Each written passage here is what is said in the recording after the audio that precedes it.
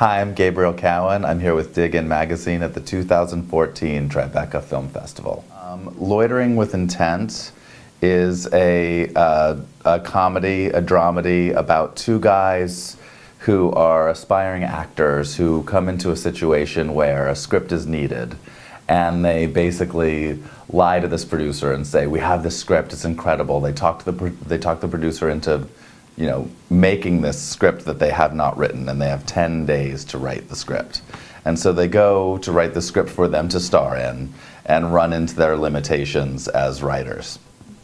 And through the process of running into their own limitations, go through a period of growth. Sam Rockwell, Marissa Tomei, Natasha Lyonne, Sam Waterston, a bunch of names are in it. And it's a terrific film, and it premiered just on Friday.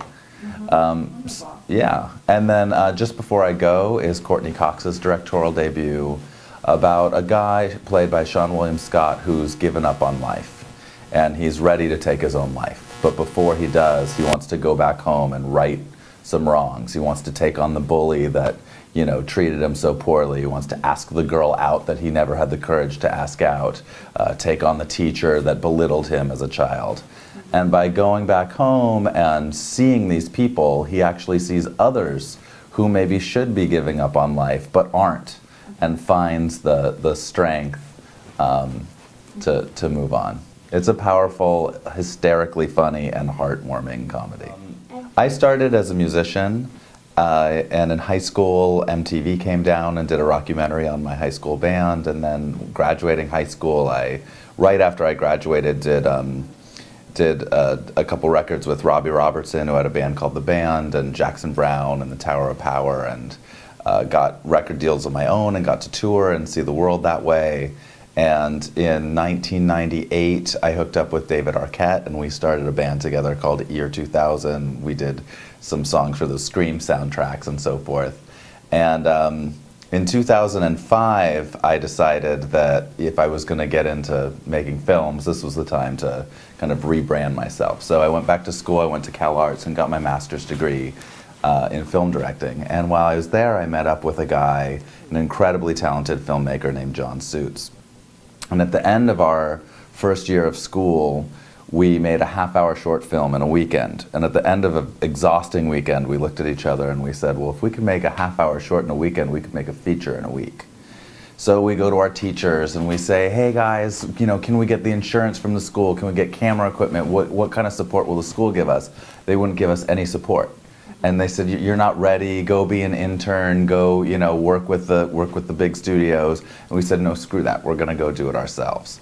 So 6 weeks later, we wrapped production on our first feature. A year later, we sold it around the world. We made some money, we got into a bunch of festivals, and we came into our third year of the master's program as these guys that had actually sold a movie. And that was an amazing experience, but it was also right before the DVD world fell apart. So I went to Rwanda and did a documentary on reconciliation and forgiveness in post-genocide Rwanda. My partner did a drama about the effects of alcoholism on a family, and we discovered after doing those two movies that documentaries and dramas are a little harder to sell than thrillers, horror films, science fiction films, genre films.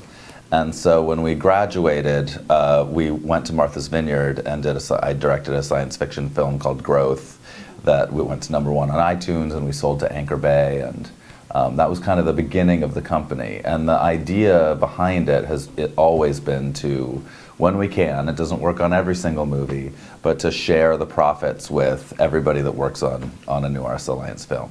We've made 17 features. So we're about to go into production on number 18. Lucky number 18, yeah. I think each role has its own upside. I mean, one of the advantages to being producer is you get a little bit of distance from the project. So when you're directing, you are completely immersed in it. And I'm literally so overwhelmed when I'm directing, I don't let people hand me things because I will immediately lose them.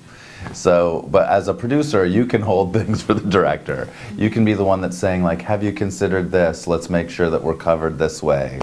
And so you can kind of be the voice of reason and the voice of calm inside of the storm. Because when you're making lower budget movies, you're very condensed in terms of how much time you have. You're working long days. You're typically shooting a feature in about 18 days would be the average.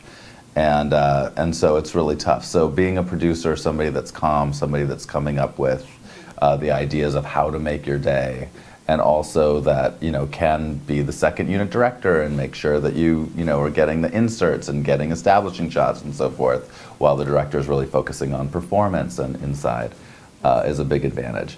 I like writing, but I think I'm a better writer as a producer. Sort of the 20,000-foot view, and then somebody else is on the ground floor doing the, you know, doing the real work. My partner and I, John, only write because we needed material. But now we get to develop material with really great writers. And then directing is my favorite thing to do. But when you're directing, it's the only thing you can do. So we've been able to produce 4 or 5 features a year for the last several years. But when we're directing, it really does take a year to a year and a half to develop something, go shoot it, edit it, and kind of perfect it, and then take it out into the marketplace. Well, one of the things about doing lower budget movies is you can just go do them. You don't have to ask permission. When you're making movies for $10 million, there's 50 cooks in the kitchen. They have to feel that they're protected by having, you know, the biggest name celebrities in the movies, etc. With smaller movies, you can find something that you think is incredible, that you think is important, and you can just go out and do it. And I think that a lot of celebrities like being a part of that. Sure, it's nice to be treated first class and flown first class everywhere, and, you know, have a masseuse in your trailer or whatever happens on the bigger budget movies. But it's also nice to be part of a community. And I think that that is the thing that's attracted a lot of these bigger names to doing these smaller movies, is being part of a community, being part of storytelling. You know, we, from the time that human beings could talk, we got around the fire and used language to tell stories. And now we get, rather than gathering around the flickering fire, we gather around the flickering images in a movie theater and we get told these stories. And independent cinema, I think, is where some of the most interesting stories are happening.